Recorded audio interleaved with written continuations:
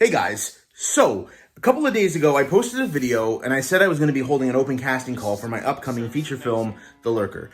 I got an overwhelmingly positive response, but a major question I got was really a polite version of who the hell are you and why the hell do you think you can make a movie? Which made me realize I never really fully explained who I am and what I'm all about. So, allow me to reintroduce myself. My name's Adam Jack. And ever since I was a kid, I wanted to make movies. But when I was young, I honestly thought the actors just made it up as they went along, so I wanted to be an actor. So I bugged my parents, they got me into acting classes, which eventually got me a modeling agent, which eventually got me an acting agent. And I got some commercial work, nothing major. I did some voiceover work on things like The Quest with Jean-Claude Van Damme and Goosebumps. But my biggest role was probably actually I was on YTV's System Crash. I was Hawk, the skateboarding kid. And I was only on one season, and it's because I was constantly asking the director, what are you doing? How come you're shooting it like this? Or what if you did it like that? Then I got fired, and it's what made me realize I actually wanted to be behind the camera instead of in front of it. From there, through high school, I teamed up with a really good friend of mine, Chris Carter, and we made a series of short films. And at the end of high school, we actually did a feature film called An All-American Fairy Tale. Based on the strength of those films, I was able to submit them in my portfolio and get into the New York Film Academy, the Los Angeles branch. So at 18, I moved from small town Canada out to California. I loved the program. It was great. We got to shoot right on the Universal lot most of the time, at least once a week. When I came home from film school, me and Chris teamed up again on a teen pilot called 4 Years to Life. We shot in our old high school. We recruited kids from all around town. We raised the money. And then when we were done, we did a premiere at the Scotiabank Theatre in Toronto, which was actually the Paramount Theatre at the time. But we were just crazy enough that we just sent out invites to every network executive we could find. We sent them to producers.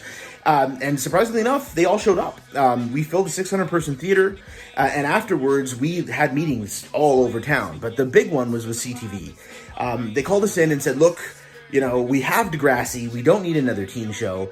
What else do you have? And we went, tons of ideas. And so we didn't. We went home that night. We came up with an idea for a concept called Lost City. We pitched it the next week, and they bought it in the room. We were signed to the Writers Only program. That's what got us our agent. We got us into the Writers Guild. We were actually, at the time, at 18 and 19, the two youngest people to ever get into the Writers Guild. And from there, we ended up developing several shows with several different companies over several years. Barna Elper, Epitome Pictures, people like that. And our biggest success, actually, was in 2007. We won the Banff World Television Festival Pitch Fest for our show Days and Nights at Camp Kanata. And that was awesome. It was a huge high. Everyone was, telling us how great it was. We sat down with the guy who created the British Office, and he was giving us ideas. But when we came home to Ontario, nobody got it. We pitched it all over town, and everyone said, well, how would it show about a camp work on TV? What if all the kids would be in camp? It drove me insane. And actually, it broke me. It broke my heart. I quit. Chris went on. He developed many shows and has done tons of awesome things in reality television. But I just stopped. I started teaching CPR and first aid. I wrote a graphic novel that got published. I wrote a comic series that got published. I wrote a novel that didn't. I got married because I thought that's what you were supposed to do when you were turning 30. And my life was going nowhere, to be honest. If you've ever played a video game where, your camera follows the guy and you run up and you find the edge of the map and you're running, but you're not going anywhere. You can see further out, but you're just not making any progress. That was my life. And I got depressed. I struggled with addiction issues. My marriage fell apart. And I was, at rock bottom. And that's when I actually reconnected with a friend from high school. And she was just getting out of a abusive marriage herself. And when we connected, it gave me hope again. And, 3 years later, we were engaged. She was pregnant. And then I realized at that point, though, as much as my personal life is better, my professional life is still not where I want it. And I said, I think I want to make movies again. And she said, just do it. And so I called my agent, reminded her I wasn't dead. And from there, I wrote, in that 9 months she was pregnant, 7 movies. And the plan was just to sell them. But then I wrote The Lurker. And it is the sort of the holy grail of low budget horror. It's limited cast, it's limited locations, and I just love the story. And I went, you know what? I don't want to give this one away. I want to make it.